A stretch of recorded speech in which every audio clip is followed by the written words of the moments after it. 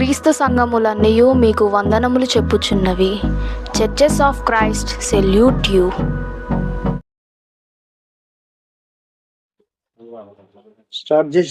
దేవుని కృపను బట్టి కూడి వచ్చిన మీ అందరికీ కూడా హృదయపూర్వక వందనాలు తెలియజేస్తున్నాను. మహాదేవుడు మమ్మల్ని సురక్షితంగా ఈ మల్లాయిగూడెం గ్రామానికి నడిపించిన దేవాది దేవునికి మొదటిగా కృతజ్ఞతాస్తుతులు చెల్లిస్తున్నాను. ఈరోజు కొద్ది నిమిషాలు దేవుని వాక్యాన్ని మనం ధ్యానించుకోవటానికి ప్రయత్నం చేద్దాం. అంశం ఏంటంటే, మనము దేవునికి భయపడాలా, లోకానికి భయపడాలా అన్న అంశాన్ని కొద్ది నిమిషాలు వాక్యాన్ని ధ్యానించడానికి ప్రయత్నం చేద్దాం. మనము ఎవరికి భయపడాలి? మనుషులకా, లేదా లోకానికా, లేదా దేవునికా? ఎవరికి భయపడాలి అన్నది కొద్ది నిమిషాలు వాక్యాన్ని ధ్యానించుకోవడానికి ప్రయత్నించాలి. లోకం ఎలా ఉందంటే, నిజము చెప్పితే నమ్మే పరిస్థితిలో లేదు. లోకంలో ఉన్నదంతా అబద్ధం. లోకమంతా సాతాను సొత్తుగా మారిపోయింది. లోకమంతా పాపముతో నిండి ఉందని బైబిల్ చెప్తుంది.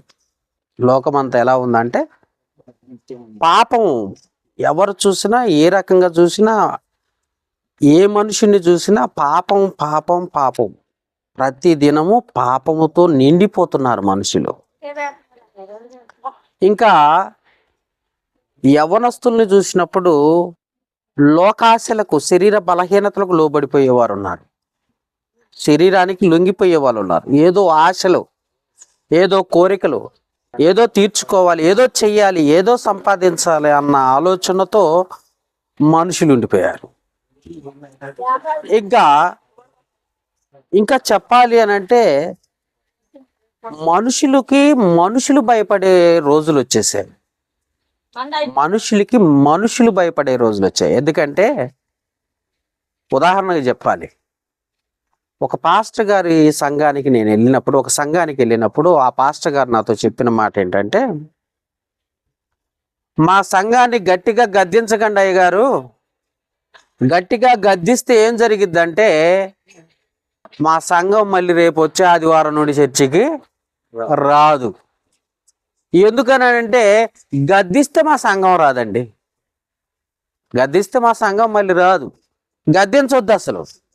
ఎందుకయ్యా అంత భయపడుతున్నావు అంటే, వాళ్ళు చెప్పిన మాట వినరండి, వాళ్ళు చెప్పినట్టు నేనేనాలి, వాళ్ళు చెప్పినట్టు నేనేనాలి కానీ నేను చెప్పినట్టు వాళ్ళు వినరు.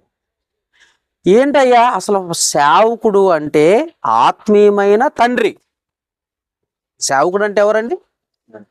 ఆత్మ సంబంధమైన తండ్రి. దేవుని వాక్యాన్ని బోధించేవాడు, దేవుని కొరకు బ్రతికేవాడు, దేవుని కొరకు నిలబడ్డవాడు, దేవునికి నీకు మధ్యవర్తిగా ఉన్నవాడు సేవకుడు అంటే. అలాంటి సేవకుడు కూడా ఈ సంఘం ఏం చేస్తుందంట? భయపెట్టిస్తుంది. నేను చెప్పినట్టు, మేము చెప్పినట్టు నువ్వు వినాలి, మీరు చెప్పినట్టు మేము వినం. నువ్వు చెప్పినట్టు మేము వినాం. ఆ మాట ఒకప్పుడు ఇశ్రాయేలీలు కూడా అట్లాగానే మాట్లాడారు. చూడండి ఒకసారి ఇర్మియా గ్రంథంలో అదే మాట. ఇశ్రాయేలీలు కూడా సేమ్ అలాగనే మాట్లాడారు. దేవుని కోపాన్ని కలిగించేటట్లుగా మాట్లాడారు వాళ్ళు కూడా. చూద్దాం ఆ మాట. ఇర్మియా గ్రంథము 18వ అధ్యాయము 12వ వచనంలో, ఇర్మియా గ్రంథము 18వ అధ్యాయం 12వ వచనంలో, అందుకు వారు నీ మాట నిష్ప్రయోజనము, నీ మాట, నువ్వు చెప్పే దేవుని మాటలు మాకు నచ్చవు. నువ్వు చెప్పే మాటలు పాస్టర్ గారివే నువ్వు, కానీ నువ్వు చెప్పే మాటలు మా బుర్రకి ఎక్కవు. మాకు నచ్చిందే మేము చేస్తాం, మాకు నచ్చినప్పుడే చర్చికి వస్తాం. మా టయాన్ని నువ్వు ఎదురు చూడాలి. మేము వచ్చిన దాకా నువ్వేం చేయాలా? ఎవరి కోసం ఎదురు చూడాలండి? దేవుని కోసం దేవుని పిల్లలు ఎదురు చూడాలా, లేకపోతే దేవుడు పిల్లల కోసం ఎదురు చూడాలి? ఎవరు గొప్ప, దేవుడా మీరా? ఈ సంఘం ఎలా ఉందో చెప్పండి ఇప్పుడు. దేవుడు కాదు గొప్ప, మేము. అందుకే భయపడాల్సింది దేవునికా లోకానికా మనుషులకా?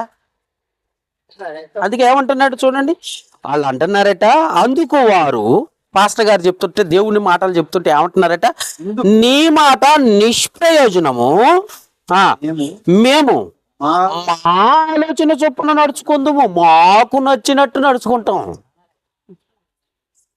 నేను చెప్పానండి, అది బైబిల్లో ఉందండి. అది మాకు నచ్చినట్టు మేము వస్తాం.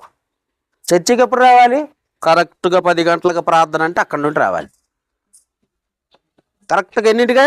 10 గంటలకంటే 10 గంటల కంటే 9:30కే దేవుని మందిరానికి రావాలి. ఒక అర్ధ గంట ఇక్కడ కూర్చొని దేవుని సన్నిధిలో నిన్ను నీవు అప్పగించుకోవాలి. నీ హృదయాన్ని దేవుని సన్నిధిలో అన్న కుమ్మరించినట్టు కుమ్మరించాలి. నీ పిల్లల కోసం, నీ కుటుంబం కోసం ఇప్పటిదాకా నేను కాపాడిన దేవుడు కదా, కాపాడిన దేవునికి కృతజ్ఞతలుగా ముందుగా వచ్చి ప్రార్థన చేసే మనస్సాక్షి ఎవ్వరికీ లేదు. టయానికి వచ్చే వాళ్ళే లేరు, ముందుగా వచ్చే వాళ్ళు ఉన్నారంట అండి. టయానికే రాము, ఇంక ముందుకు వచ్చి అసలు ప్రార్థన ఉందంటేనే ముందు పొలంలో ఉంటాం, మళ్ళీ టయానికి రావటం ఏంటండి, భలేగా ఉంది. అందుకే ఏమంటున్నారట, మా ఆలోచన చొప్పున మేము నడుచుకుందాము, మేమందరము మా మూర్ఖ హృదయము చొప్పున ప్రవర్తించుదుము అని అందరూ అన్నారు. మేము ఎప్పటికీ మారం. నేను ఈ 10 సంవత్సరాల నుండి ఈ సంఘానికి వస్తున్నా. ఎన్ని సంవత్సరాలు? 10 పైన అయింది. ఎప్పుడు వచ్చినా నేను వచ్చి ముందు కూర్చోవాలా, వచ్చి కూర్చున్న తర్వాత వస్తూ ఉంటారు, మధ్యలో వస్తూ ఉంటారు. అంటే ఎవరికి ఆసక్తి ఉంది? సంఘానికి ఉందా, సేవకుడికి ఉందా? అంటే పాపం సేవకుడు ఏం చేస్తాడు, దేవుని మాటలు చెప్పాలి కాబట్టి ముందుగా వచ్చి కూర్చోడు. సంఘానికి ఆసక్తి ఉండాలి. ఎందుకంటే సంఘమే దేవుని సొత్తు అయి ఉంది, దేవుని ప్రజలై ఉన్నారు, దేవుని బిడ్డలై ఉన్నారు, విశ్వాసులు కదా. అలాంటి వారికి విశ్వాసం ఏడుంది? అందుకే మా మూర్ఖపు హృదయ ఆలోచన చొప్పునే మేము నడుచుకుంటాం, మేము మారం. పైగా మేము చేసిందే నిజం అనుకుంటున్నారండి. ఏమంటున్నారు ఇంకా చూడండి, 18వ వచనం ఇర్మియా గ్రంథము 18వ అధ్యాయము 18వ వచనం ఇర్మియా గారు, ప్రవక్త గారు మాట్లాడుతున్నారు. ఇక్కడ ప్రవక్త గారితో మాట్లాడుతున్న విషయాలు కూడా చూద్దాం. ఇక్కడ అప్పుడు జనులు ఇర్మియా విషయమై యుక్తిగల యోచన చేద్దాం. యుక్తిగల యోచన, ఇర్మియా గారి మీదే యుక్తి. చూసారా, ఆలోచన ఉందండి. మాస్టర్ గారి మీదే కుట్ర పడుతున్నారు. యుక్తి అంటే అర్థం ఏంటి? మాస్టర్ గారి మీదే కుట్ర అంట. ఇది ఎక్కడ న్యాయం అండి? అసలు దేవుడు ఏర్పాటు చేసుకున్న సేవకుడు కదా పాస్టర్ అంటే. సేవకుడు అంటే ఎవరండి? దేవుడు ఏర్పాటు చేసుకున్నారా, మీరు ఏర్పాటు చేసి? ఎవరికి సేవకుడు? దేవునికా నీకా? దేవునికా నీకా? అంటే నీకు సేవకుడు అనుకుంటున్నావా? నేను పిలిచినప్పుడు మా ఇంటికి రావాలా, నాకు దగ్గు వచ్చినా, తుమ్ము వచ్చినా, జ్వరం వచ్చినా నా ఇంటికి వచ్చి ప్రార్థన చేసి పోకపోతే నేను ఒప్పుకోను. నీకు సేవకుడా, దేవునికా? ఎలా అయిపోయారు చూడండి. నీకు జబ్బు వస్తే నీ ఇంటికి రావాలా, నీ ఇంట్లో మీ అమ్మాయి పెద్ద మనిషి అయ్యి ఓనీలు ఫంక్షన్ అయితే ప్రార్థన పెట్టాలా, లేకపోతే ఎవరన్నా పోతే ప్రార్థన పెట్టాలా, ఎవరన్నా పెళ్లి జరిగితే ప్రార్థన పెట్టాలా, నీ కుటుంబానికి ఆశీర్వాదాలు రావాలి. నువ్వు మాత్రం దేవుని మాటేనవు, సేవకుడి మాటేనవు. అందుకే ఏమంటున్నాడు, ఇర్మియా మీదే. పాపం ఇర్మియా అనుకుంటున్నారా? బైబుల్లో ఇర్మియా. ఇర్మియా మీద ఏం జరుగుతుందట? అప్పుడు 18వ వచనం, అప్పుడు జనులు ఇర్మియా విషయమై యుక్తి గల యోచన చేద్దాం, అంటే కుట్ర చేద్దాం రండి అంటున్నారు. ఒకళ్ళొకళ్ళు చెప్పుకుంటున్నారట, రండి. ఈ పాస్టర్ మన మాట ఏంటాడా లేకపోతే దేవుని మాట ఏంటాడో చూసుకుందాం. మనం లోకంలో మూర్ఖత్వం కలిగి ఉందాం. దేవునికి భయపడటం లేదు, సేవకుడికి భయపడటం లేదు. మరి దేవుడు ఏం చెయ్యాలి ఇప్పుడు? మిమ్మల్ని ఏం చేస్తారు చెప్పండి? ఎవరికి భయపడాలి? దేవునికి. సేవకుడే భయపడుతున్నాడు, నువ్వెంత? నువ్వు రోజు ప్రార్థనే చెయ్యవు, నువ్వు బైబిలే చదవు, 24 గంటలు బైబిల్ పట్టుకొని 24 గంటలు నీ కుటుంబాల కొరకు ప్రార్థన చేసే సేవకుడు దేవునికి భయపడుతుంటే నువ్వు భయపడకపోతూ ఊరుకుంటాడా దేవుడు?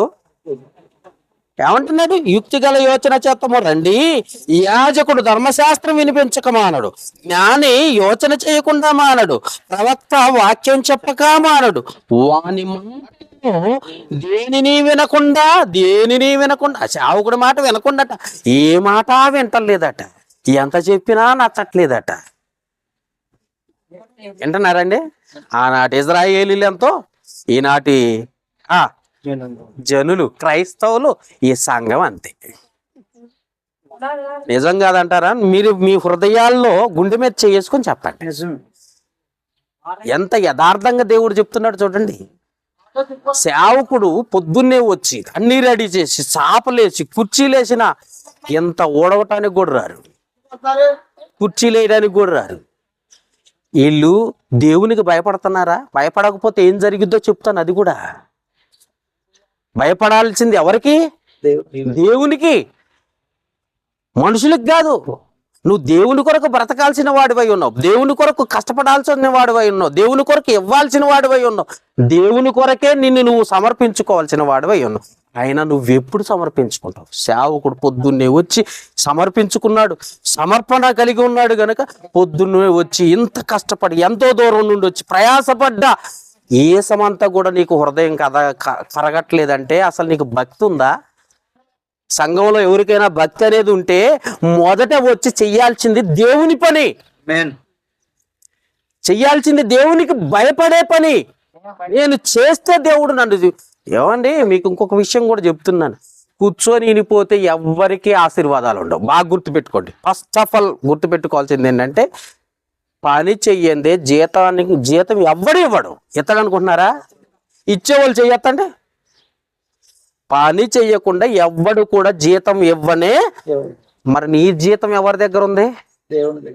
నీ జీతం దేవుని దగ్గర ఉంటే మరి నువ్వు దేవుని పని ఏం చేసావు? ఎంత భయపడ్డావు? ఏం కష్టపడ్డావని దేవుణ్ణి అడగటానికి వచ్చావు? ఏం చెయ్యాలనుకుంటున్నావు? ఏమీ చెయ్యవు. వచ్చావు, కూర్చున్నావు, వెళ్ళిపోయావు. ఆశీర్వాదాలు వస్తాయా? ఈ ఉద్యోగం చేసేవాడు కూడా కష్టపడితేనే కదా. పొద్దాక స్కూల్లో టీచర్ ఏం చేయాలా? పొద్దున్న 8, 9 వచ్చేసి హాజరేసి వాడు పిల్లలకు పాఠాలు చెప్పి, అవునా కదా? కళ్ళ ముందు జరుగుతుంది కదా. పిల్లలకు పాఠాలు చెప్పి వాడు మధ్యాహ్నం తెచ్చుకున్న కొద్దో గొప్ప టిఫిన్ బాక్సులో తిని సాయంత్రం 4 గంటల దాకా అక్కడ ఉండి పిల్లలకు పాఠాలు చెప్పి అప్పుడు వెళ్ళిపోతే వాడికి నెలకు వచ్చేసరికి జీతం వస్తుంది. వాడు కష్టపడకుండా జీతం ఎవరెత్తారు? ప్రభుత్వం ఎత్తుందా? నువ్వు కూలికి పోతున్నావు, కూలి పని చేస్తున్నా, నీకు జీతం రావాలన్నా కూలి పని చేస్తేనే జీతం వస్తుంది. మరి దేవుడిది నాకెందుకు ఇయ్యడు దేవుడు? నేను అడిగితే ఎత్తాడు, నేను చెప్పగానే వస్తుంది అనుకుంటున్నావా? దేవుని కోసం నువ్వేం కష్టపడ్డావో అది చెప్పు, ఏం చేసావో చెప్పు, దేవునికి ఎంత భయపడుతున్నావో చెప్పు. అదే నేను చెప్తున్నాను. ఆ సేవకుడు ఉదయమే వచ్చి దేవునికి భయపడ్డాడు కనుకనే ఎక్కడి నుండో వచ్చాడు, ఇక్కడ దాకా వచ్చాడు, కష్టపడుతున్నాడు. ఇదిగో చాపలేసాడు, కుర్చీలేసాడు, మేము వచ్చేసరికి మమ్మల్ని ఆహ్వానించాడు. మరి ఇక్కడున్న సంఘం ఏం చేస్తుంది? ఏం చెయ్యాలి? అందుకే ఏమంటున్నాడు? ప్రవక్త వాక్యం చెప్పక మానడు, వాని మాటలలో దేనిని మేము వినం. అమ్మా రండమ్మా, ఫోన్లు ఒక్కసారి కాదు 10 సార్లు చేయాలి. ఒక్కొక్కరికి ఫోన్ చేసి రా అమ్మా, రండమ్మా, రండి అయ్యా, ప్రార్థన ఉంది. ఎప్పుడు చెప్పుకున్నాం మనం? ఆదివారం చెప్పుకున్నాం. ఫలానా రోజు ప్రార్థన అనుకున్నాం కదా. పొలంలో ఉన్నారేంటమ్మా, రండమ్మా. మిమ్మల్ని ఎవరు బతిమిలాడాలా? మీరెవరిని బతిమిలాడాలి? నరకంలో ఎత్తే దేవుణ్ణి బతిమిలాడినా వదిలిపెడతాడు అక్కడ. ఇందాక ఎవరో పాడేవారు, 2 ఏ దారిలో ఉన్నవో నీకు అర్థమైందా? ఈ సంఘం ఏ దారిలో ఉందో అర్థమవుతుందా? ఏ దారిలో ఉంది? మీరు చెప్పండి. ఏ దారిలో ఉంది? దేవుని దారిలో ఉందా, సాతాను దారిలో ఉందా? మా సాతాను దారిలో ఉండి దేవుని సన్నిధికి వచ్చి మోకరించి ప్రార్థన చేస్తే నీకు దేవుడు ఇస్తాడా? చేసేయన్నీ దేవుని పనులేనా? ఎప్పుడు దేవునికి ఇచ్చావు నీ హృదయాన్ని? ఎప్పుడు వచ్చావు దేవుని సన్నిధికి? ఎప్పుడు ఏమి సమర్పించుకున్నావు దేవునికి? ఇవన్నీ చూడ్డా? అసలు కళ్ళు లేవా? నాకులా కళ్ళజోడి పెట్టుకున్నారనుకున్నాడా దేవుడు? అమ్మా, నాకంటే మనిషిని కాబట్టి కళ్ళజోడి పెట్టుకున్నా. దేవునికి కళ్ళజోడి పెడతావా? నల్ల కళ్ళజోడు కనపడకుండా ఊరుకుంటాడు అసలు?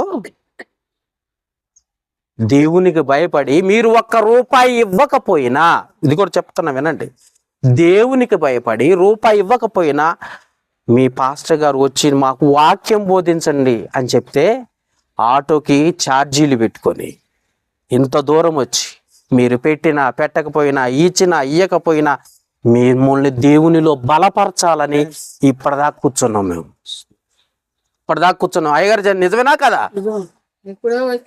ఏమన్నా ఇచ్చారా నాకు? చెప్పని ఛార్జీలు ఇస్తారా? నా ఆటో ఛార్జీ ఇస్తారా? ఏమి ఇవ్వకపోయినా ఇక్కడ దాకా వచ్చి ఇప్పటిదాకా కూర్చొని మేము తెచ్చుకున్న మంచినీళ్ళు తాగాం. అయ్యగారు వచ్చారు, కొన్ని మంచినీళ్ళు ఎవరు ఇవ్వాలి? పాస్టర్ గారు ఇస్తారా? సంఘం ఇవ్వాలా? ఉందా ప్రేమ నీలో? క్రీస్తు ప్రేమ, దేవుని ప్రేమ ఉందా నీలో? విశ్వాసము లేని ఘాతకులైన సంఘం ఇది. నేను నిజం చెప్తున్నాను. అందుకే ఏమంటున్నాడు చూడండి, వాక్యము చెప్పక మానడట. సేవకుడు వాక్యం చెప్పక మానడు, వాని మాటలలో దేనిని వినకుండా మాటలతో వాడిని కొట్టాలి. మాటలతో వాడిని కొట్టాలి. మాటలతో కొట్టడం ఏంటి? సేవకుడు చెప్పాడు అనుకో, మాటలతో కొడదామని. నాకు కుదరలేదండి, రేపు వస్తానండి, ఆదివారం వస్తానండి, మా చుట్టాలు వచ్చారండి, నా పొలం పని కాలేదండి, ఈ చెప్తే వింటాడండి దేవుడు? పోని ఈ క్షణంలో నీ ప్రాణం పోతుంది. దేవుడు వచ్చి నీ ప్రాణం తెస్తున్నాడు. నేను ఇంకా పొలంలోనే ఉన్నానండి, ఇంకా అన్నం పొయ్యి మీద ఉందండి, ఇంకా ఉడకలేదండి, మా ఆయన వస్తాడండి అని చెప్తే వింటాడా? ఆగుదా నీ ప్రాణం? నీ ప్రాణం ఎవరి చేతుల్లో ఉంది? ఏమాత్రమన్నా భయం ఉంది అసలు నీకు దేవుని మీద? ఏది ముఖ్యం? ప్రార్థన, వాళ్ళు ఇచ్చే కూలికి పోతే వచ్చే డబ్బుల? నువ్వెన్ని సంపాదించినా ఎక్కడ పోస్తున్నాడో చూద్దామా? అది కూడా చూపిస్తారండి. హబక్కూకు గ్రంథం బైబిల్ తీయండి. నా మాట కాదు, మీ మాటగా మీ బైబిల్ తీసి మీరు చదివి నాకు వినిపించండి. దేవుడు ఏం చెప్పాడో మీకు చూపిస్తాను. హబక్కూకు గ్రంథము పేజీ నెంబర్ చెప్పమంటారా?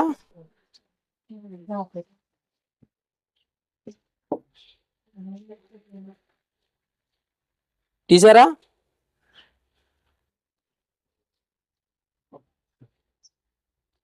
హబక్కూకు గ్రంథం అది చదివే ముందు ఈ వాక్యం ముందు చదువుదాం, ఎందుకంటే మీకు ఇదైతే బాగా బుర్రకెక్కిద్ది. హగ్గయి గ్రంథం పేజీ నెంబరు 775 పేజీ, 775 పేజీ. హగ్గయి గ్రంథము 1వ అధ్యాయం 6వ వచనం చదువుదాం. అయ్యా మీరే తీయండి, అసలు అందుట్లో ఏముందో చదవండి. హగ్గయి గ్రంథం తీసారా? హబక్కూకు చదివే ముందు ఇది చదువుదాం.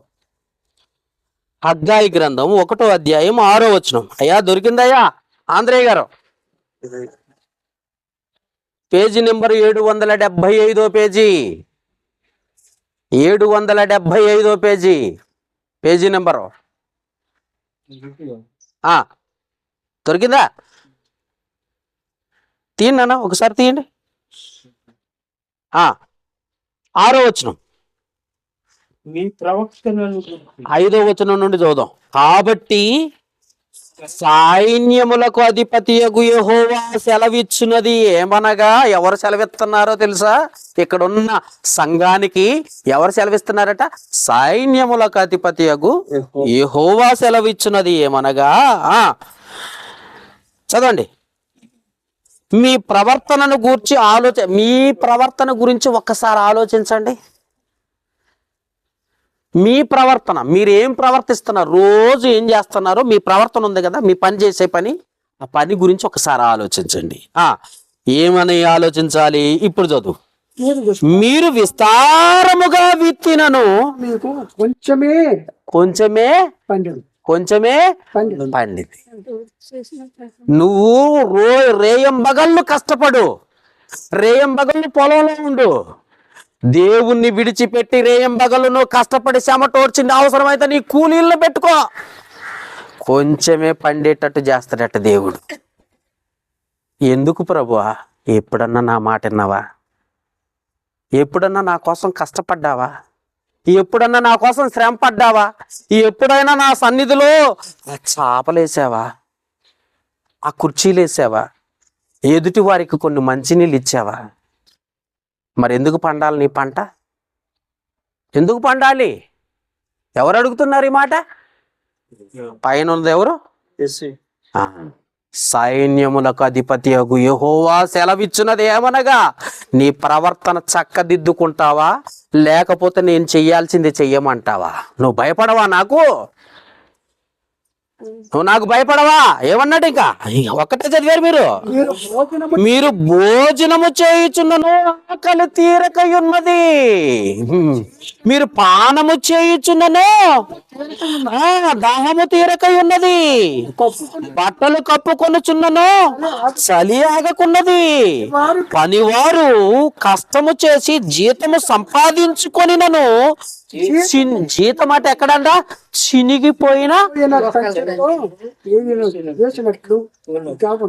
అది సంగతి. ఇప్పుడు నువ్వు కష్టపడ్డ సొమ్మంతా ఎక్కడికి పోద్ది చెప్పండి? ఇప్పుడు నువ్వు దేవుని విడిచిపెట్టి నువ్వు సంపాదించాలనుకొని నువ్వు కష్టపడ్డ సొమ్మంతా ఎక్కడికి పోద్దని దేవుడు చెప్తున్నాడు. నల్ల దాట దగ్గర ఎర్ర దాట దగ్గర అంతే. ఎవరి మాట ఇది? దేవుని మాట. లోకానికి భయపడుతున్నావా, దేవునికి భయపడుతున్నావా అంటే లోకానుసారంగా బ్రతుకుతూ దేవుణ్ణి విడిచిపెట్టేశావు నువ్వు. నేను ఇందాకే చెప్పాను, 10 సంవత్సరాలు, 1 సంవత్సరం కాదు, 10 సంవత్సరాల నుండి చూస్తున్నాను. బ్రతుకు మార్చుకోరు. నేనేం చేస్తున్నాను? నేను దేవుని బిడ్డనా కాదా? నా యథార్థత ఎలా ఉండాలి? నా దేవుడు నన్ను చూస్తున్నాడు, దేవుడు నన్ను ప్రతిదినం కాపలా ఉన్నాడా లేడా? యెహోవా నా కాపరి, నాకు లేమి కలగదని దావీదు ఎందుకన్నాడు? నీకు నాకు కాపలా ఎవరు? సెక్యూరిటీ ఎవరు? ఇంతగా నీతో ఉంటూ నిన్ను చూస్తున్న దేవునికి నువ్వేం చేస్తావు? నువ్వేమి ఇచ్చావు? ఏమిచ్చావు? ఎంత ఖర్చు పెట్టావు చెప్పు ఈ సంవత్సరంలో? ఇదిగో కొత్త సంవత్సరం, నూతన సంవత్సరంలో మొదటి నెల చివరికి వచ్చావు. ఇవాళ ఎన్నో తారీఖు? 30 తారీఖు. రేపటితో ఈ నెల బంద్ అయిపోతుంది. ఈ నెలలో, ఈ సంవత్సరంలో నువ్వు దేవునికి ఏమి ఇచ్చావు? గుండెల మీద చేసుకుని చెప్పు. నువ్వెంతవరకు యథార్థంగా బ్రతికావు చెప్పు. నువ్వెంతవరకు రోజుకి ఎన్నిసార్లు ప్రార్థన చేసావు చెప్పు. నువ్వెన్నిసార్లు దేవుని మందిరానికి వచ్చావో చెప్పు. నువ్వెంతవరకు వాక్యం విన్నావో చెప్పు. ఎప్పుడన్నా నువ్వు మనసు పెట్టి ఆలకించావా దేవుని మాటలు? దేవుడు నన్ను చూస్తున్నాడే, దేవుడు నన్ను కాపాడుతున్నాడే, ఎవడో చెప్పిన మాటలు వింటున్నారే తప్ప దేవుని మాటలకు మనస్సు చెవిచ్చేవారు కరువైపోయారు. దేవుని మాటలకి చెవి ఎగ్గి మనస్సుతో వినాలి. నిజమే, నేను చేసేది తప్పే, నేను ఇకనైనా మారాలి, నేను ఏదైనా దేవుని కోసం చెయ్యాలి, దేవుని కోసం కష్టపడాలి. ఒకప్పుడు కొత్తూరు సంఘం ఇలాగనే ఉండదు. ఆంధ్రయ్య గారు ఉండేది కొత్తూరు సంఘం. పాపం సీమోను గారు ఉండేవాడు. ఊడ్చి సాపలేసి కుర్చీలు ఎత్తే అప్పుడు సంఘం అంతా హ్యాపీగా వచ్చి కూర్చొని వందనాలు చెప్పి వెళ్ళిపోయేవాళ్ళు. అట్నుండటే మళ్ళీ ఎవరు తీయాలా? ఎవరి కోసం వేసామండి కుర్చీలు? ఎవరి కోసం వేసాం? దేవుడి కోసమా? మీకోసమా? మీకోసమేగా. మరి మీరు వేసుకోవాలా లేదా? సేవకుడు వేయాలా? మందిరం ఎవరు కట్టుకోవాలా? ఎవరి కోసం కట్టాలా? దేవుడు ఉంటాడని, దేవుడు ఉన్నాడని, దేవుని కోసం నా కష్టార్జితంలో నుండి ఇదిగో 10,000 ఇస్తా, 5,000 ఇస్తా, 2,000 ఇస్తా, 3,000 ఇస్తా అని దేవుని మందిరాన్ని నిలబెట్టుకోవడానికి కష్టపడేది ఎవరు? నీ ఇల్లు కట్టేది ఎవరు? నువ్వు కాదా? నీ ఇల్లు కట్టుకునేది ఎవరు? వేరే వాడు వచ్చి కడతాడా? చెప్పండి.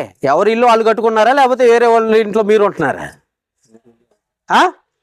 ఎవరి ఇల్లు వాళ్ళు కట్టుకోవాలి. ఆంధ్రయ్య గారు తన ఇల్లు తాను కట్టుకున్నాడు. ఏమండి? ఇర్మియా గారు తన ఇల్లు తాను కట్టుకున్నాడు, జాన్ గారు తన ఇల్లు తాను కట్టుకున్నాడు. ఎవరి ఇల్లు వాళ్ళు కట్టుకున్నారా లేదా? మరి దేవుని ఇల్లు ఎవరు కట్టాలా? మనం దేవుని పిల్లలు కట్టాలా లేకపోతే బయట వాళ్ళు వచ్చి కడతారా? ఆ? ఎవరు కట్టాలంటే? సంఘం.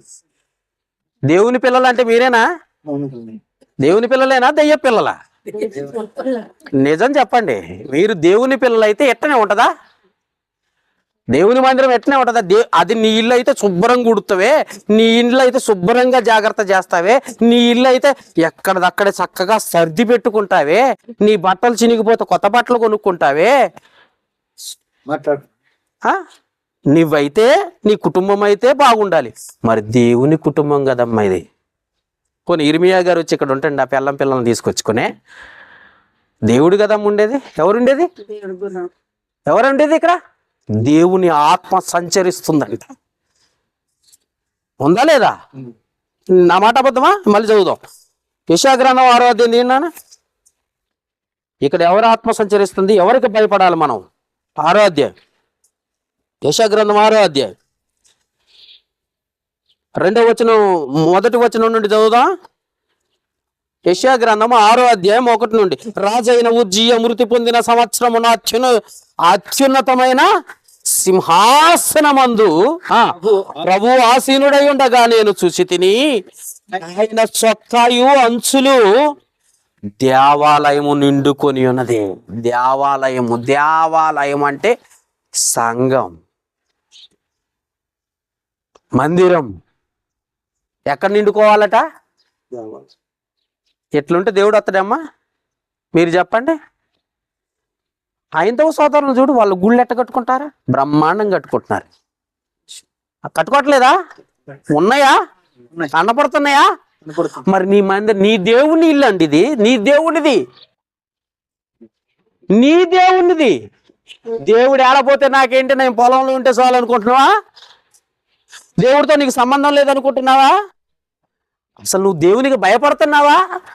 నీ ఆశల కొరకు, నువ్వు బ్రతకటం కొరకు ఏదో సంఘానికి రావాలి, చర్చికి రావాలి కాబట్టి టయానికి రాకపోయినా పర్వాలేదు, అయ్యగారు ఏమనుకోడు, పాస్టర్ గారు ఏమీ అనడు, నా ఇష్టం అనుకుంటున్నావా? ఇజ్రాయేల్ అట్టే అనుకుని చచ్చిపోయారు వాళ్ళు. ఇజ్రాయేల్ని అట్టే చేశారు. ఇజ్రాయేల్ దేవుని విడిచిపెట్టారు, అట్లానే చంపేశాడు దేవుడు. మనం ఎలా ఉండాలో తెలుసా? బుద్ధి తెచ్చుకొని మారు మనసు పొంది, అసలు నేను దేవుని కోసం ఏం చేశాను, ఏం చెయ్యాలి తండ్రి, నేను ఏం చేయాలి? పాపం అంట ఎవరైనా పౌలు గారు సౌలుగా ఉన్నప్పుడు, తెలుసా మీకు? పౌలు గారు తెలియదండి? సౌలుగా ఉన్నప్పుడు దమస్కు వెళ్ళిపోయి అక్కడ వేసేద్దాం జనాలందరిని అనుకొని బయలుదేరి గుర్రం ఎక్కిపోతా ఉందట. మధ్యలో ఒక వెలుగు వచ్చిందట. వెలుగు వచ్చేసి నిండిపోయిందంట.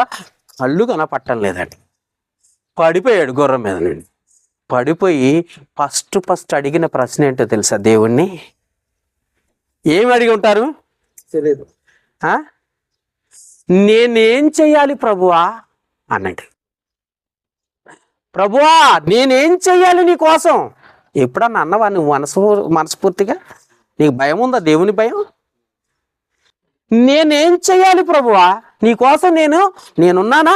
నేను నీ బిడ్డని, నీ కుమారుడిని. నేనేం చెయ్యాలి ప్రభువా అంటే, వెళ్ళు అననయ్య దగ్గరికి వెళ్ళు, నీకు ప్రార్థన చేసి నీకు వాక్యం నేర్పిస్తాడని.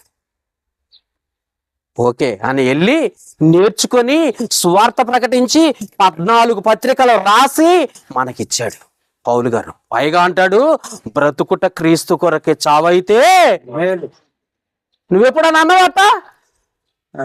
బ్రతకాలా, సంపాదించాలా, పొలంలో ఉండాలా, పని చేసుకోవాలా, కొత్త తెచ్చుకోవాలా, కొత్త బట్టలు తెచ్చుకోవాలా, కొత్త ఇల్లు కట్టుకోవాలా, బ్యాంకులో కసిన డబ్బులు ఉండాలా, రాకపోతే హాస్పిటల్లో పెట్టాలా. ఈ ప్లాన్ లో ఉన్నావు నువ్వు. ఏ ప్లాన్ మందే? ఈ ప్లాన్ కదా అమ్మా? అంతేనా కాదా? అవసరమైతే పొలం తాకట్టు పెట్టాలా, హాస్పిటల్లో పెట్టాలా. అమ్మా అందుకే దేవునికి భయపడితే ఇక ఇదే మాట, ప్రభువా నేనేం చెయ్యాలి, నీ బిడ్డగా నేనేం చెయ్యాలి అని అడుగుతావు. నువ్వు నీలో సాతానుంత ఉన్నంత వరకు అసలు ఆ మాటే రాదు. ఆ మాటే నీకు, ఆ మాట రావటానికి కూడా రానివ్వడు సాతాను. భయానికే రానివ్వడు. నీలో ఉన్నదంతా దయ్యం. వెళ్ళొచ్చులే, ఇప్పుడు కాదు, ఆ 12 1 గంటకి వెళ్దాం. ఎప్పుడట మమ్మల్ని ఎప్పుడు పిలిచారు? 10ంటికి. జాని గారు ఎప్పుడు వచ్చారు? 10:30కి. 9:30 10ంటికి. మరి మీరు ఎప్పుడు వచ్చారు? మీలో ఉన్న దేవుడు ఆత్మ, దయ్యం ఆత్మ.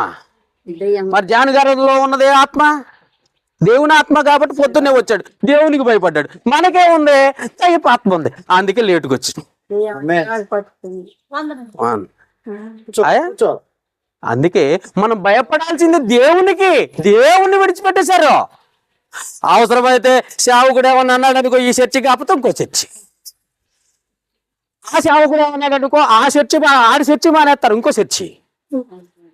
మీకు తెలుసా, మన సంక్రాంతికి పతంగులు ఎగరేశారు, గాలిపటాలు. చూసారు ఎప్పుడైనా? పిల్లలు ఎగరేశారా? ఈ ఊర్లో, మీ ఊర్లో అదేమంటారు, మాంజా అంటారా, తాడంటారా, పట్టుకొని ఎట్టెట్టు అంటారు కదా, అది తెగిపోయింది.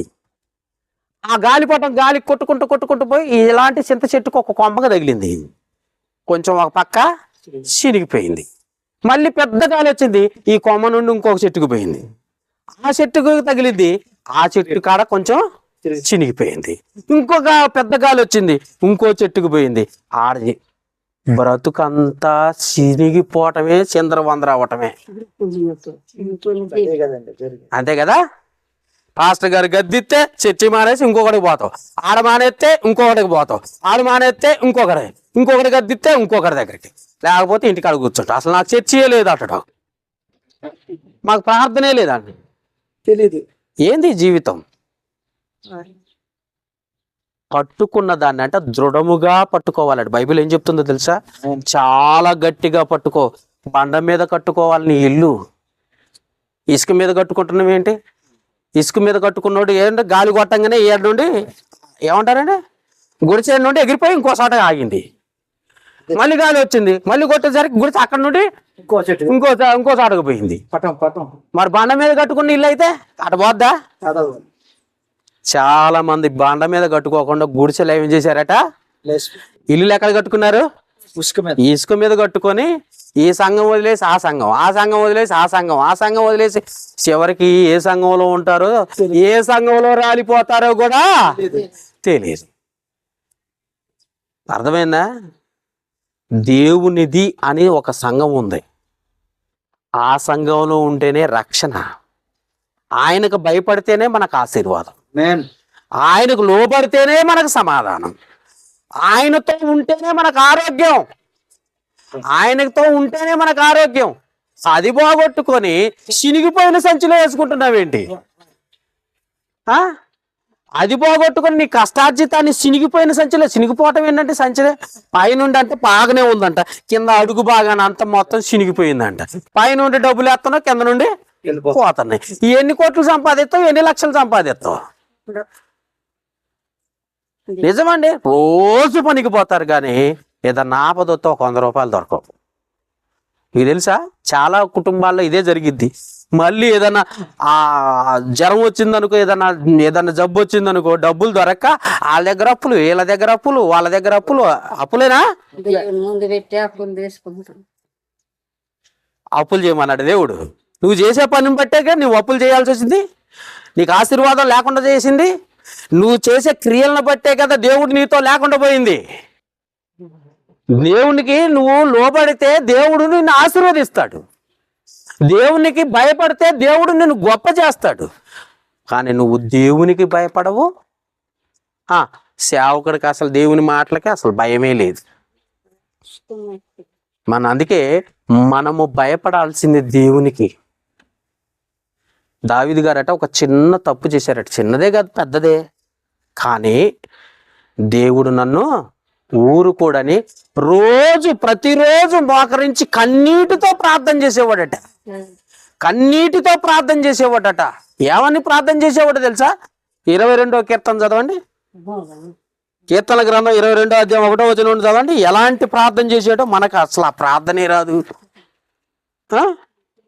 ఏది దొరికిందా? 22వ అధ్యాయం 1వ వచనం.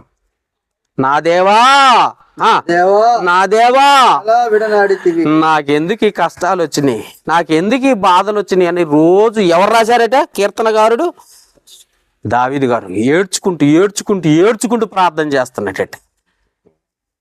మనం దేవునికి భయపడకపోతే ఇలాంటి పరిస్థితి వస్తుంది. దేవునికి భయపడాలి. దేవునికి భయపడకపోతే ఇదే పరిస్థితి.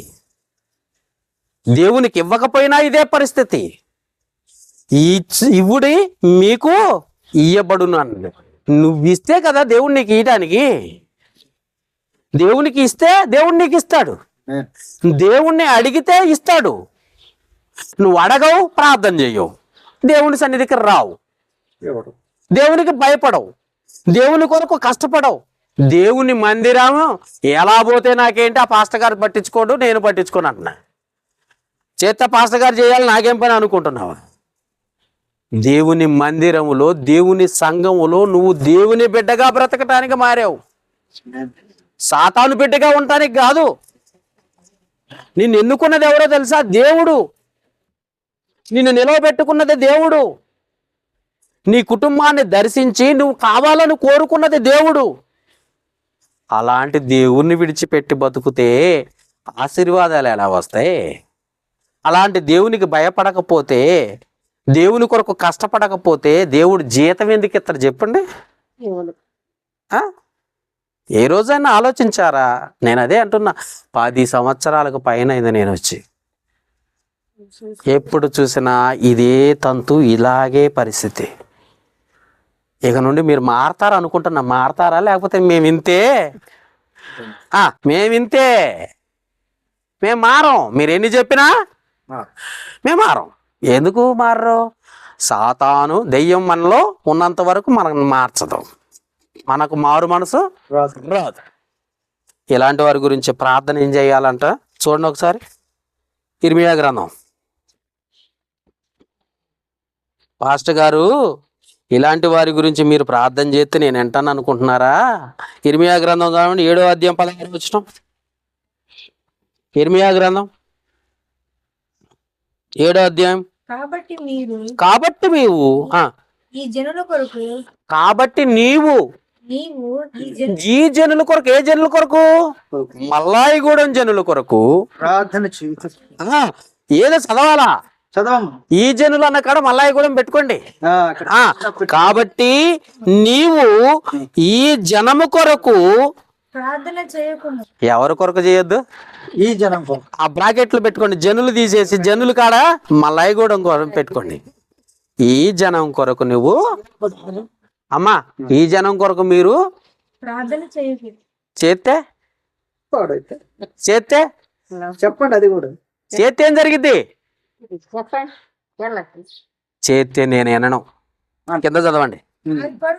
వారి కొరకు మొరనైనను ప్రార్థననైనను చేయకుము, నన్ను బతిమాలు కొనుకుము. ఎందుకు అంటున్నాడు దేవుడు చెప్పండి? ఎవరి గురించి అన్నాడు? ఆ జనులు ఎవరో తెలుసా? మీరే. ఆ జనులు ఎవరో కాదు, మీరే, మనమే. ఒకవేళ నేను తప్పిపోతే నేను కూడా మీ లిస్టులోనే, నాలో కూడా దయ్యం ఉన్నట్టే. కానీ నేను తప్పిపోవడానికి ప్రయత్నం చేయను. ఎప్పటికప్పుడు జాగ్రత్త. ఎక్కడ ప్రార్థన ఉన్నా, ఎంత దూరం ప్రార్థన ఉన్నా, వామ్మో, దేవుడు నన్ను ఊరుకోడు, దేవుడు నన్ను గద్దిస్తాడు. దేవుని కొరకు నేను బ్రతకాల, దేవుని కొరకు నేను సేవకుణ్ణి, దేవుడు నన్ను విడిచిపెట్టువాడు కాడు అని భయముతో ఎంత దూరమైనా, ఎంత కష్టమైనా, డబ్బులున్నా లేకపోయినా అప్పు చేసి ఎంత దూరమైనా పోయి వాక్యం చెప్పి రావాల్సిందే. ఎవరో కొంతమంది ఉంటారు, మంచి దయగల తండ్రులు ఎక్కడో ఉంటారు. వాళ్ళు ఎప్పుడన్నా ఒక 100 రూపాయలు చందా పెట్టి ప్రార్థన చేయించుకుంటే తప్ప, తల్లులు తండ్రులు ఎప్పుడైనా ఒక 100 రూపాయలు ప్రార్థన చేయించుకొని ఇట్లా అయ్యా చందా పెడతాను అంటే తప్ప. ఇంకొంతమంది ఉంటారు, వాళ్ళు కూడా చాలా బలహీనులే, కానీ దేవునికి ఇవ్వాలనుకుంటారు. వాళ్ళు 20 రూపాయలు 10 రూపాయలు పెడతారు, అంతే తప్ప ఇంకెవ్వరు నాకు ఆటో గాలి రాదు. ఆ, ఆటో టైర్లకు గాలి కొట్టడానికి కూడా డబ్బులు రావు. కానీ నా దేవుని కోసం ఇంత దూరం వస్తున్నా, నా దేవుని కోసం ఎంత దూరమైనా వెళ్తా. ఎందుకంటే నాకు దేవుడు అంటే భయం, నాకు దేవుడు అంటే భయం, దేవుడు అంటే పిచ్చి. ఆయన లేకుండా నేను బ్రతకలేదు. నేను లేను, ఆయన లేకుండా నేను లేను. ఆయన చెయ్యబట్టే నేను ఇక్కడ దాకా వచ్చాను, ఆయన చెయ్యబట్టే నడిపించబట్టే నేను మీ దగ్గరకు వచ్చాను. అలాంటి దేవుని విడిచిపెట్టి, అలాంటి దేవునికి భయపడకపోతే దేవుడు నిన్ను విడిచిపెట్టే రోజు వస్తుంది. అందుకే అంటున్నాడు, ఇలాంటి మనస్తత్వం ఉన్నారే దేవునికి ఎవరు, దేవుని సంఘానికి రారు, వాక్యం వినరు, ప్రార్థన చేయరు, మారు మనసు లేదు, దేవునికి కృతజ్ఞతలు లేవు, కుటుంబ ఆరాధన లేదు. ఇలాంటి వారి గురించి ఏమంటున్నాడు? కాబట్టి నీవు ఈ జనము కొరకు ప్రార్థన చేయకుము, వారి కొరకు మొరనైనను ప్రార్థనైనను చేయకుము, నన్ను అస్సలు బతిమలాడొద్దు. అస్సలు నాకు నచ్చంది ఏంటో తెలుసా? నీ ప్రార్థన అసలు నాకు నచ్చదు ఇర్మియా, నేను వినను ఇర్మియా. వాళ్ళని మంచం ఎక్కించింది నేనే, వాళ్ళ దగ్గర పోయి ప్రార్థన చేస్తున్నాం ఏంటి? వద్దు. వాళ్ళ హాస్పిటల్ పాలు చేసింది నేనే, వాళ్ళ దగ్గర పోయి మొరపెట్టుకుంటున్నావేంటి? నాకు మొరపెడుతున్నావా? నాకు వినపడేటట్టు చేస్తున్నావా? ఈ ప్రార్థన చేసే స్తోత్రం అంటున్నావా?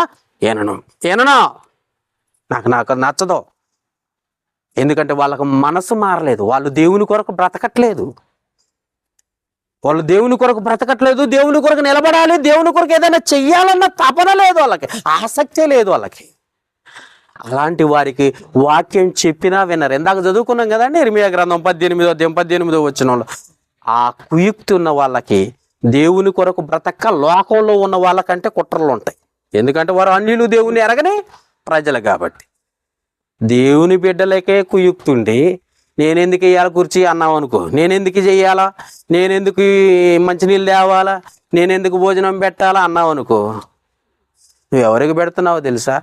నా సేవకుడని గుర్తించి గిన్నెడు సన్నీళ్ళు త్రాగనిచ్చు వారికి పరలోక ఫలం దొరుకునని చెప్పాడు కదండి. ఎవరికి ఇస్తున్నావో తెలుసా? ఎవరికి ఇస్తున్నావు అంట, అది కూడా చదివిస్తారండి.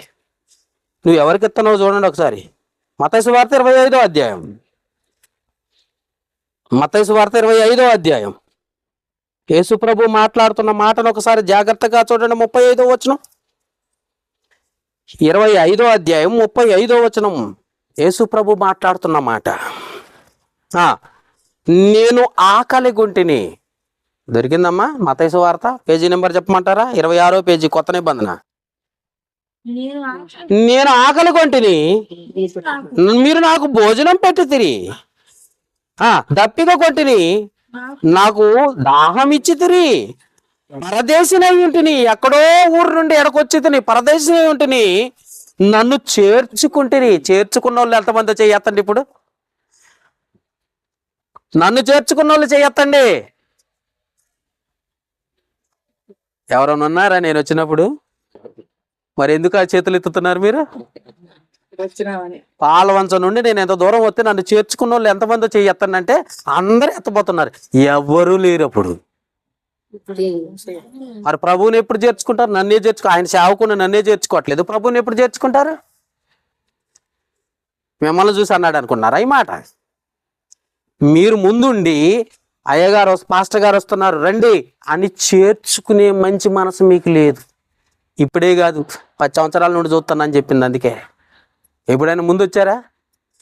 ఎప్పుడైనా ఉన్నారా? ఎప్పుడు కూడా లేటుగా రావటం, ఆలస్యంగా రావటం, వెనక్కి కూర్చోవటం, ఎవరన్నా చూస్తారేమోనని. అందుకే ఏమంటున్నాడు? నేను పరదేశినై ఉంటిని, నన్ను చేర్చుకుంటుని, దిగంబరినై ఉంటిని, నాకు బట్టలు ఇచ్చితిరి. దమ్మపేట సంఘం ఒకటి ఉంది. పాస్టర్ గారికి ప్రతి సంవత్సరంలో దాదాపు ఒక 5 జతల బట్టలు కుట్టిస్తారట. పాస్టర్ గారికి, పాస్టర్ అమ్మ గారికి, వాళ్ళ పిల్లలకి. దమ్మపేట తెలుసు కదండి, ఎంత దూరం ఉంది? ఒక సంఘం ఉంది అక్కడ. ఆ సంఘం ఏం చేస్తుందో తెలుసా? వాళ్ళ పాస్టర్ గారికట సంవత్సరానికి 5 సార్లు బట్టలు తీసుకుంటారట. ఏమంటే ఇర్మియా గారు మీకు ఎన్నిసార్లు బట్టలు తీసుకున్నారు? ఆ మాటే చెప్పొద్దు, ఏనొద్దు. ఈ సంఘం అలాంటిది. వాళ్ళకైతే బట్టలు తీసుకుంటారా? తీసుకున్నారా? నేను దిగంబరనై ఉంటిని, నాకేమి ఇచ్చారట? చదవండానా? బట్టలు ఇచ్చి తిరిగి. ఎప్పుడన్నా నీ దాసునికి ఇచ్చాను ప్రభువా, తండ్రి నీ సేవకునికి ఇచ్చాను తండ్రి, అది నీకు ఇచ్చినట్టే కదా. నేను ఎన్ని బట్టలు వేసుకున్నానో, ఎన్ని రకాలుగా సాంబ మసూర తిన్నాను, అది తిన్నాను, చికెన్ తిన్నాను, మటన్ తిన్నాను, నీకు పెట్టాలి. నేను ఆకలి కొంటిని, నాకు ఎప్పుడైనా అన్నం పెట్టావా అంటే, నీకెప్పుడు పెట్టాను ప్రభు, నేను పెట్టలేదు అంటవా? నీ సేవకునికి పెట్టాల్సిన బాధ్యత లేదా? నీ సేవకునికి పెడితే ఎవరికి పెట్టినట్టు? ఎప్పుడైనా పెట్టావా? ఎంతమంది పెట్టారో చెయ్యత్తాను ఇప్పుడు చెప్పండి. అందరూ దొంగలే. బట్టలు కాదు, భోజనం కూడా పెట్టలేదు. ఎలాంటి సంఘం అండి దేవునికి? నిజం చెప్పండి, దేవునికి ఎలా ఉండాలి? అవసరమైతే మన కష్టార్జితములో నుండి దేవునికి ఇచ్చేటట్టు ఉండాలి. బ్రతుకుట క్రీస్తు కొరకు, నాదంతా నీదే తండ్రి, నాకున్నది కొంచెమైనను. ఎవరండి ఆమె? సారేపతు విధవరాలు, కొంచెమే పిండి ఉందంట. పాపం దైవజనుడు వచ్చాడట, ఆకలి అవుతుందమ్మా, కొంచెం రొట్టెలు ఉంటే పెట్టవా అంటే, కొంచెం పిండే ఉందయ్యా, ఆకలి అవుతుందమ్మా. సరేనండి. ఆమె ఏం చేసింది? ఆ కొంచెం పిండి కలిపి రొట్టె చేసి ఆయనకి ఇచ్చింది. ఏమండి? అవి కొంచెమే, ఆమెకే సరిపోదు. అలాంటిది సేవకునికి ఇస్తే ఆమెకు తక్కువైనాయా ఎక్కువైనాయా? ఎప్పుడైనా చదివావు బైబిల్? విన్నావా వాక్యం ఎప్పుడైనా? మన బ్రతుకులు ఎప్పుడు పొలంలో ఉంటామే, పైకి చూడటం, పొలంలో ఉంటాం. పంది సంగతి తెలుసా మీకు? ఎప్పుడన్నా పందిని ఎంతమంది చూసారు? చేయొత్తండి. ఎంతమంది చూసారు? పందిని చూసారు. అమ్మయ్యా, పంది ఎప్పుడు కూడా కింద చూసింది, పైకి చూడదు. సృష్టించిన సృష్టికర్తనే ఎప్పుడు కూడా చూడదు, కిందే ఉంటది. ఆ బురదలో భూ అనుకుంటూ గెలుక్కుంటూ పోతా ఉంటది. బాగా బలిసి లావైపోయి ఆ యజమానుడు దీన్ని వేసేయాలరా అనుకున్నప్పుడు దాన్ని గట్టిగా కొట్టి, రెండు కాళ్ళకి, వెనకాళ్ళకి, రెండు ముందు కాళ్ళకి ఏం చేసాడట? బంధం కట్టి ఒక కర్ర ఒకటి మధ్యలోకి నెట్టి ముందొక ఇద్దరు వెనకొక ఇద్దరు వేసుకొని భుజాన్ని వేసుకొని నడుస్తుంటే, ఇప్పటి వరకు కింద చూసింది కదా, ఇప్పుడు ఏమైంది? ఏడ చూస్తుంది? ముందే చూడొచ్చుగా. ముందు చూడాలా లేదా? ముందు చూడకపోవటం వల్ల ఇప్పుడు ఏం జరిగింది? ప్రాణం మీదకి వచ్చింది. ఇప్పుడు కాపాడతాడు దేవుడు?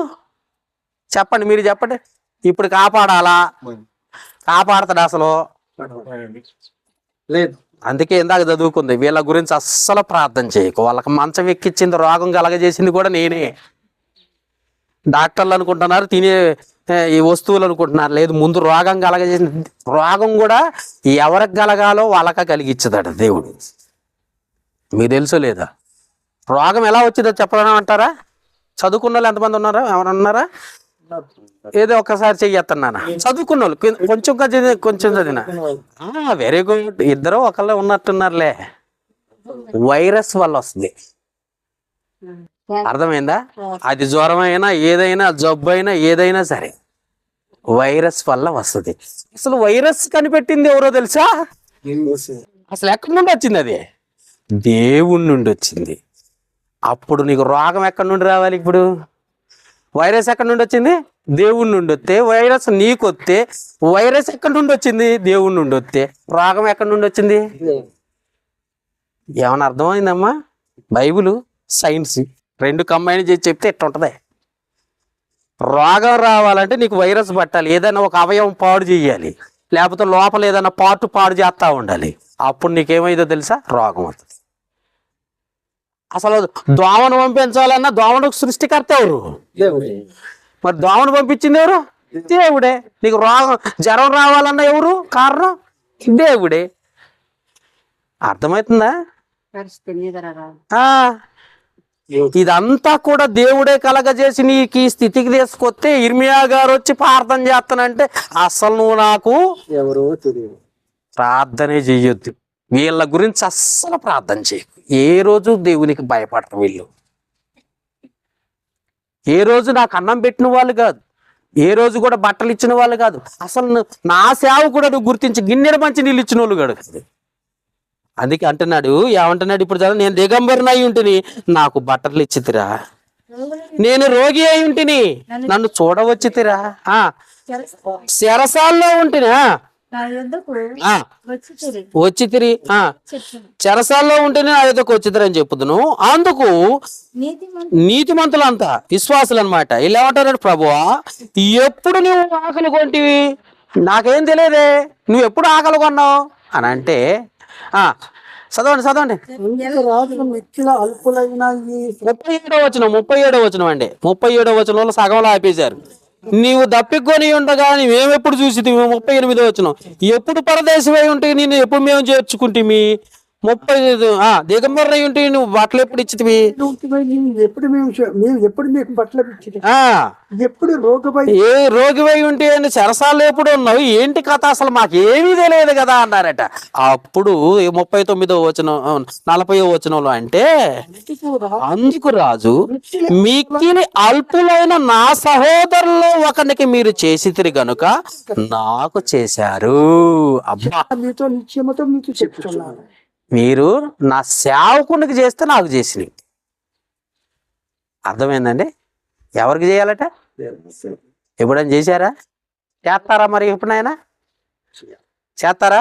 నేను చెప్పాను కదా ఇప్పుడే, దమ్మపేట సంఘం ఏం చేసిందట, సంవత్సరానికి 5 సార్లు సేవకుని కుటుంబానికి బట్టలు తీసుకుంటుంది. 5 సార్లు వదిలేండి, ఒకసారి తీసుకున్న బ్రహ్మాండమే. ఒకసారి తీసుకునే మనసు ఉందా? వామ్మో ఇన్ని డబ్బులా సేవకుడికి అంటారు. అమ్మ మనం హాస్పిటల్లో పెట్టాలంటే ఎంతైనా ఖర్చు పెడతాం. కానీ ఎక్కడైతే భయం, ఇచ్చే దేవుని కోసం ఎవ్వరు పెట్టరండి. ఏమండి? ఇవ్వని దానికోసం అయితే ఎంతైనా ఖర్చు పెడతాం. అందుకే భయం లేదు మనలో, దేవుని ప్రేమ లేదు. మనం భయపడాల్సింది లోకానికి కాదు, దేవునికి. ఆయన సర్వశక్తిమంతుడు, సర్వోన్నతుడైన దేవుడు. రోషం గల యెహోవాను నేనే అన్నాడా లేదా? అన్నాడా? ఇలాంటి వాళ్ళ గురించి ఇంకో మాట చదివిస్తా. మీరేంది శుభ్రంగా క్లియర్ అనుకున్నారా? నిర్గమాకాండం తీయండి ఒకసారి, తీయాలి. నిర్గమాకాండం 20వ అధ్యాయము. అసలు దేవునికి అసలు భయం ఏమండి, రోషమే లేదు. అసలే ఆయన కరుణామయుడు. ఏం చెప్పినా ఏంటాడు, ఎప్పుడు నేను ఎప్పుడు చర్చికి వచ్చినా నమ్ముతుడు, ఈయన నా బిడ్డే అనుకుంటాడు, నన్ను ఆశీర్వదిస్తాడు రోజు అనుకుంటున్నారేమో. నిర్గమాకాండం 20వ అధ్యాయం 5వ వచనం చదువుదామా? నిర్గమాకాండము 20వ అధ్యాయము 5వ వచనం. ఏలయనగా నీ దేవుడైన యెహోవానకు నేను రోషం ముక్కు మీద కోపం ఉందంట ఆయనకి. ఏది కోపమా? కరుణామయుడు అన్నావుగా, సినిమా కూడా తీశారు కదండి, లేదా? అప్పుడప్పుడు క్రిస్టమస్కి వేస్తా ఉంటారు కరుణామయుడు, క్రిస్టమస్ కను గుడ్ ఫ్రైడేకి. నిజమా కదా? కరుణామయుడు, దయామయుడు, ప్రేమమయుడు, ఆ మయుడు, ఈ మయుడు అంటున్నావు కదా. అసలే రోషం కలిగిన దేవుడు అని నేను. చదవండి. నన్ను ద్వేషించువారు, ద్వేషించడం ఏంటి అమ్మ వినాలి. ద్వేషించటం అంటే ఏంటో తెలియాలి ముందు మనకి. పాయింట్ అర్థం కావాలి, చదవటం కాదు. పాయింట్ అర్థం చేసుకునే జ్ఞానం మనకు లేదు. ద్వేషించటం అంటే ఏంటో తెలుసా? పట్టించుకోకపోవటం. పట్టించుకోకపోవటం అంటే ఆ తర్వాత చూద్దాంలే అంటాం. అర్థమైందమ్మా? తర్వాత చేద్దాంలే, తర్వాత ఆదివారం వస్తాంలే, కొద్దిగా లేటుకు పోదాంలే, ఏం కాదులే, పాటలేక పాడేది, వాళ్ళు పాడతారులే, మనం ఎప్పుడు పోదాం లేటు. ఇదే పట్టించుకో. దేవుణ్ణి ఇష్టాన్ని నువ్వు నిర్లక్ష్యం చేస్తున్నావు, అది దాన్నే ద్వేషించటం అంటారు. నిర్లక్ష్యం చేస్తే దేవుణ్ణి ఇష్టపట్టలేదు నువ్వు. దేవుడు అంటే ఇష్టపడే వాళ్ళు ఏముంటారో తెలుసా? ముందు ఉంటారు, అంతే కదండి. దేవుణ్ణి ఇష్టపడితే ఏం చేస్తాం? ముందు వాళ్ళు గుర్తొస్తారు. తల్లిదండ్రులు బాగా ఇష్టం అనుకో, తల్లిదండ్రులు గుర్తు చేసుకుంటా ఉంటుంది. ఎందుకంటే పెళ్ళి అయ్యి వెళ్ళిపోయింది అత్తగారింటికి, ఏమో మదిలో ఎప్పుడు చూసినా మా అమ్మోళ్ళు ఏం చేస్తూ ఉంటారో, మా నాన్నోళ్ళు ఏం చేస్తారో. ఎందుకంటే ప్రేమ ఎక్కువ. ఇంకొంతమంది ఉన్నారు యవనస్తులు, ప్రేమికులు, ఆ లవర్ గుర్తొస్తూ ఉంటాడు, ఎప్పుడు చూసినా ఫోన్ చేతిలో ఉంటుంది. మాట్లాడుతూనే ఉంటారు. ఇంటి కొడతాను. ఎంత టైం అయింది కూడా చూడరు. ఎప్పుడు చూసినా చెవు కాడ పెట్టుకోవడం, మాట్లాడుకోవడం. ఎందుకంటే ప్రేమిస్తే ముందుంటారు, ద్వేషిస్తే ఇలా వస్తారు చర్చికి. ఎప్పుడు వస్తారు? వెనకాల వచ్చి ఎక్కడ కూర్చుంటారు? ఆ, ద్వేషిస్తే ఇలా ఉంటారు, ప్రేమిస్తే ముందుంటారు. ఇప్పుడు ద్వేషించే వాళ్ళు ఎక్కువ ఉన్నారా ఈ సంఘంలో? ప్రేమించే వాళ్ళు ఎక్కువ ఉన్నారా? నిజం చెప్పండి. ద్వేషించే వాళ్ళే ఎక్కువ ఉన్నారు, ఇంకా ప్రేమ ఎప్పుడు. అందుకే నేను చెప్పాను, నన్ను ద్వేషించే వారికి, అందుకే ఏమంటున్నాడు చూడండి ఒకసారి, 3-4 నన్ను ద్వేషించు వారి విషయములో 3-4 తరముల వరకు తండ్రి దోషము కుమారుల మీదకి రప్పించు. నన్ను ప్రేమించి నా ఆజ్ఞలు గైకొని వారిని 1000 తరముల వరకు కరుణించు వాడనై ఉన్నాను.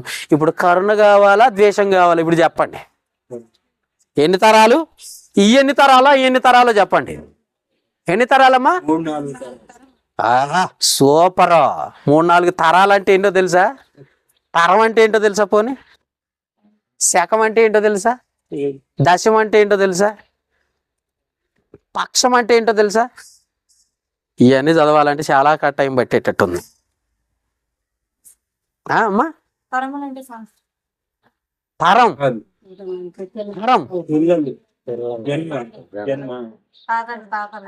ఈ తరం పోయిందండి అంటే ఈ 100 సంవత్సరాలు పోయినాయి అని అర్థం.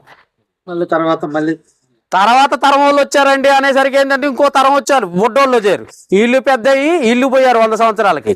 మా తాతల తరం అండి, మా తాతల తరం అండి అని చెప్పుకుంటాం. ఎప్పుడన్నా విన్నారా ఈ మాటలు? అంటే అర్థం ఏంటో తెలుసా? ఇది పరిస్థితి. అందుకే ఎన్ని తరాలట? 4-5 తరాల వరకు దేశిస్తూనే ఉంటాడట. ఇది అవసరమా మనకి? దేవునికి భయపడాలి కదా. ఆయనకు అసలు కోపం రాదనుకుంటున్నావా? ఇంకో మాట చదివిస్తాను చూడండి, ఆయనకు అసలు కోపమే రాదట. ఎప్పుడెప్పుడు కోపం వచ్చిందో కూడా చెప్తా. ఏమండి ఇర్మియా గారు చెప్పమంటారా? ఆయనకి ఎప్పుడెప్పుడు కోపం వచ్చిందో చెప్పమంటారా? ఏమా నిజమేనా? ఎంతానంటే చెప్తా మరి. అయితే ఎప్పుడెప్పుడు కోపం, దేవుడికి ఎప్పుడెప్పుడు కోపం వచ్చిందో చెప్తున్నా చూడండి. ప్రతి పాస్టర్ అంటే చెప్పడం, నాలాంటి వాడు అయితేనే చెప్తుడు. అది కూడా గుర్తుపెట్టుకుంది. ఎందుకంటే దేవుడు కరుణామయుడు అంటారు, దయామయుడు. నాకు అలాంటివి ఉండవు. ఆయన ఏం చెప్తున్నాడో అది చెప్తా. చూడండి ఇప్పుడు కీర్తనల గ్రంథము 7వ అధ్యాయము,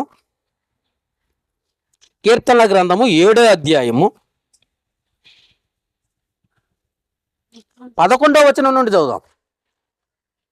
కీర్తనల గ్రంథం 7వ అధ్యాయము 11వ వచనం నుండి. న్యాయమును బట్టి ఆయన తీర్పు తీర్చును. ఆయన ఎవరు? దేవుడు. న్యాయమును బట్టి ఆయన తీర్పు తీర్చును. ఏంటి?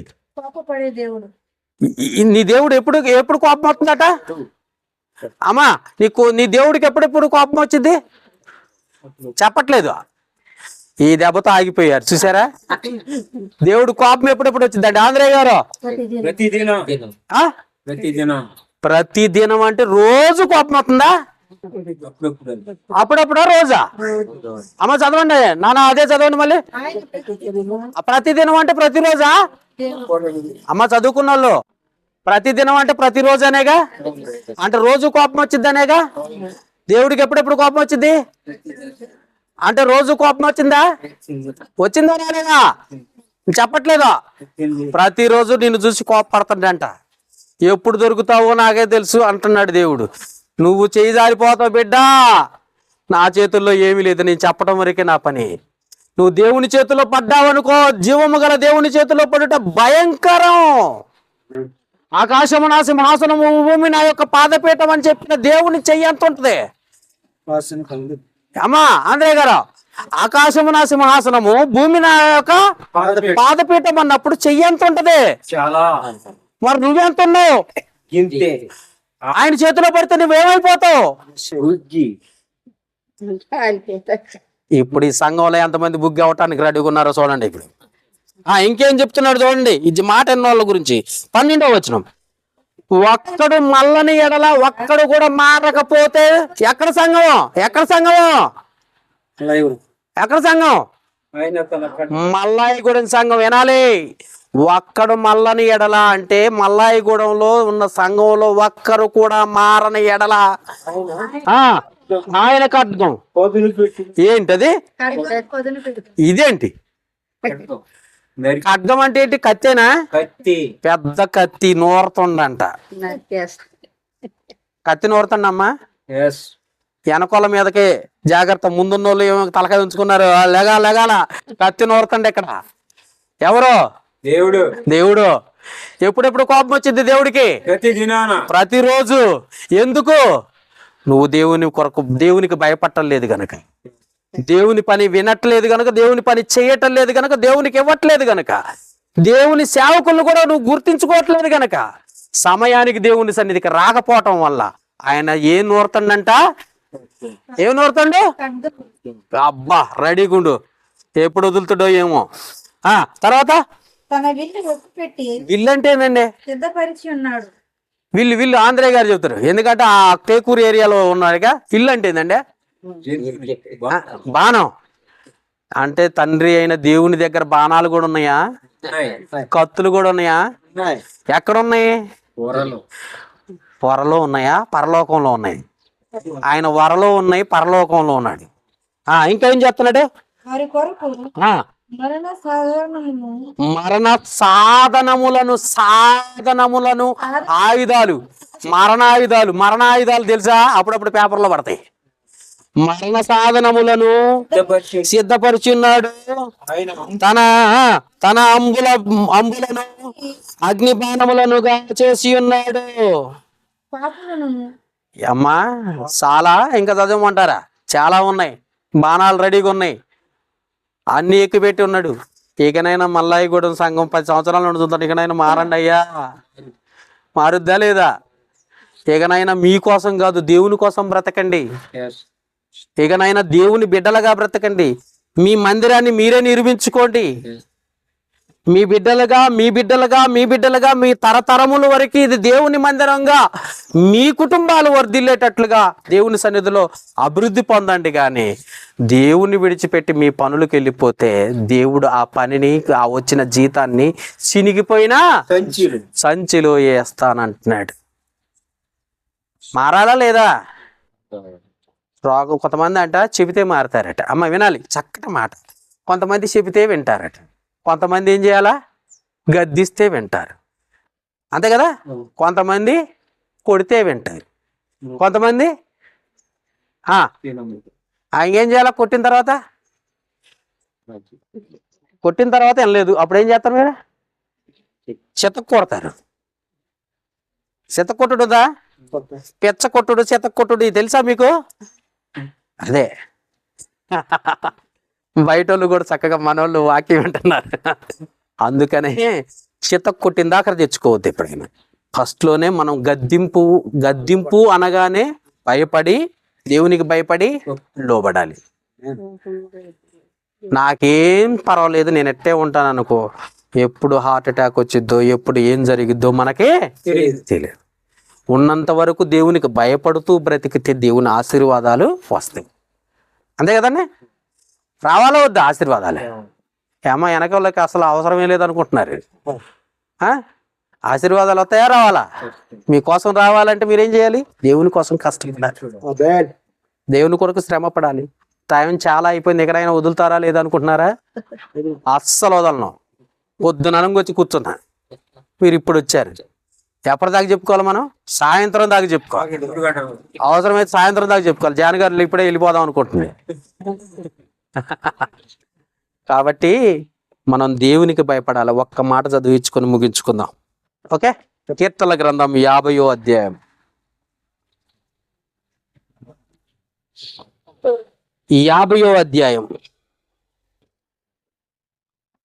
17వ వచనం నుండి చదువుకుందాం. కీర్తనల గ్రంథము 50వ అధ్యాయము 17వ వచనం నుండి చదువుకుందాం. దిద్దుబాటు అంటే ఏంటో తెలుసా? సరిదిద్దుకోవటం, జీవితాన్ని చక్కదిద్దుకోవటం, సరి చేసుకోవటం. దిద్దుబాటు నీకు అసహ్యమా? ఏంటంట? అసహ్యము కదా. నీవు నా మాటలను నీ వెనక్కి తోసేసావా? ఏమండి వింటున్నారా? దేవుని మాటలు ఎట్లా నెట్టేశారట? ఈ చెవులో పెడితే అంతేనా? మనసులోకి వెళ్ళాలా, ఇటు నుండి ఇటు వెళ్ళిపోవాలా? కొంతమంది అంటే ఇట్లా దులిపేస్తారట, కొంతమంది విడిచి వెళ్ళిపోతారట, కొంతమంది ఎక్కడో ఆలోచిస్తున్న వాళ్ళ దగ్గర పక్షులు వచ్చి, ఆకాశ పక్షులు వచ్చి ఎత్తుకొని పోతాయట విత్తనాలు. ఎందుకంటే వీళ్ళకి హృదయం లేదు, అసలు దేవుని వైపు చూడటం లేదు. అప్పుడు ఏం చేస్తారు? ఎత్తుకొని పోతాయి. అందుకే అంటున్నాడు చూడండి, దిద్దుబాటు నీకు అసహ్యము కదా, నీవు నా మాటలను వెనకకు వేసేదు, నీవు దొంగను చూసినప్పుడు వానితో ఏకీభవించదవు, వ్యభిచారులతో నీవు సాంగత్యము చేసేదవు, వీడు చేయవలనని నీవు నోరు తెరిచెదవు, నీ నాలుక కపటము కల్పించుచున్నది, నీవు కూర్చుండి నీ సహోదరుల మీద కొండాలు మాయ మాటలు చెబుతున్నావు పక్కన వాళ్ళతోటే. ఇంకా నీ తల్లి కుమారుని మీద అపనిందలను మోపుచున్నావు. ఇట్టి పనులు, జాగ్రత్త, ఇక్కడ టిక్కు పెట్టుకోండి, ఇట్టి పనులు నీవు చేసినను నేను చూస్తున్నా మౌనంగా ఉన్నాను అనుకుంటున్నావు కదా. ఏమంటున్నాడే దేవుడు? ఎన్ని చేసినా నేను ఏమండలే దేవుడు అనుకుంటున్నావు కదా. అమ్మా వింటున్నారా? నువ్వు ఎన్ని చేసినా దేవుడు మౌనంగా ఉండో, ఏం చెయ్యడో, ఎలాంటి పాపం ఆయనకి రాదు. కాబట్టి నా ఇష్టం నాకు నచ్చినట్టు బ్రతుకుతా అనుకుంటున్నావు కదా కదా. మౌనంగా ఉంటిని, అందుకు నేను కేవలం నీలాంటి మనిషిని అనుకుంటున్నావా? చదవండి. కేవలం నీ వంటి వాడని అనుకుంటివి, అయితే నీ కన్నులు ఎదుట ఈ సంగతులని నేను వరుసగా ఉంచి నిన్ను గద్దిచ్చే రోజు వచ్చింది, జాగ్రత్త అంటున్నాడు. తర్వాత దేవుని మనసువారులారా దీన్ని యోచించుకొనడి, లేని ఎడలా నేను మిమ్మల్ని చీల్చివేయుదును, తప్పించువాడు ఒక్కడును లేకపోవు. దేవుని చేతిలో పడితే తప్పించడానికి ఎవరైనా ఉన్నారా? ఎవరైనా పెద్ద పాస్టర్ వస్తాడా? హైదరాబాద్ నుండి ఏమైనా వస్తాడా? లేకపోతే అమెరికా నుండి వస్తాడా? దేవుని చేతిలో పడితే తప్పించడానికి ప్రభువా అని నువ్వు ఏడ్చినా ఉపయోగం లేదు ఆ టైంలో. అందుకే ఏమంటున్నాడు? తప్పించువాడు ఒకడును లేకపోవును అంటున్నాడు. నన్ను మహిమపరుచున్నాడు, నేను వానికి దేవుని రక్షణ కనపరుచున్నట్లు వాడు మార్గం సిద్ధపరచుకొస్తున్నాడు. నువ్వు ఎప్పుడు కూడా దేవునికి దగ్గరగా ఉంటే, దేవునికి భయపడుతూ దేవుని కార్యాలు చేస్తూ ఉంటే ఆయన మార్గాన్ని సిద్ధపరుస్తాడు. దేవుని మర్చిపోతే తప్పించేవాడు ఎవడు లేడు, జాగ్రత్త అంటున్నాడు. మనం దేవునికి భయపడదామా, మరి లోకానికి భయపడతాం? ఒకసారి ఆలోచించి, ఎవరికి భయపడాలి? మనం దేవునికి భయపడాలి. దేవునికి భయపడకపోతే మన ఇష్టం వచ్చినట్టుగా త్రోవ తప్పిపోవటానికి అవకాశం ఉంది. ఏమంటే తల్లిదండ్రులు గద్దిస్తే ఒక మార్గంలో ఉంటారు, చెప్పినప్పుడు వింటే ఒక మార్గంలో ఉంటారు. తల్లిదండ్రులు చెప్పిన మాటలు వినకపోయిన వాడు ఏమైపోతాడో తెలుసా? భ్రష్టుడు అయిపోతాడు. కొంతమందిని చూస్తాం, వాడు గంజాయి అలవాటని, డ్రగ్స్ అలవాటని, లోకంలో ఆడవాళ్ళ పిచ్చి ఎక్కువ ఉందని, దొంగతనాలు చేస్తాడని, డబ్బుల కోసం ఏదైనా చేస్తాడని మనం వింటున్నాం కదా పేపర్లో. వీళ్ళు ఎవరో తెలుసా? తల్లిదండ్రుల క్రమశిక్షణలో వాళ్ళు పెరగలేదు, వినలేదు దేవుని మాట. అలాంటి వారే తప్పిపోవటానికి ఎక్కువ అవకాశాలు. సరే, ఇప్పుడైనా మనం దేవుని మాటనైనా లోబడ్డాం అనుకో, దేవుడే మనకు తోడుంటాడు. ఒకవేళ తల్లిదండ్రులు ఒకవేళ ఉన్నా విడిచిపెట్టినా ఎవరు తోడున్నారో తెలుసా? దేవుడు. కాబట్టి ఆయన మార్గంలో ముందుకు సాగాలి. ఏకనైనా నాది కాదు, నా దేవునిది అనండి. ఎవరిదట? నువ్వెవరు? నీలో ఉండాల్సింది ఎవరు? దేవుడు. నువ్వు భయపడాల్సింది ఎవరికి? నువ్వు కష్టపడాల్సింది ఎవరి కోసం? దేవుని కోసం కష్టపడ్డ వాళ్ళు చెయ్యొద్దండి. పొలంలో కష్టపడ్డ వాళ్ళు చెయ్యొద్దండి అంటే అనుకూలం అందరూ ఎత్తుతారు. అదే కదా.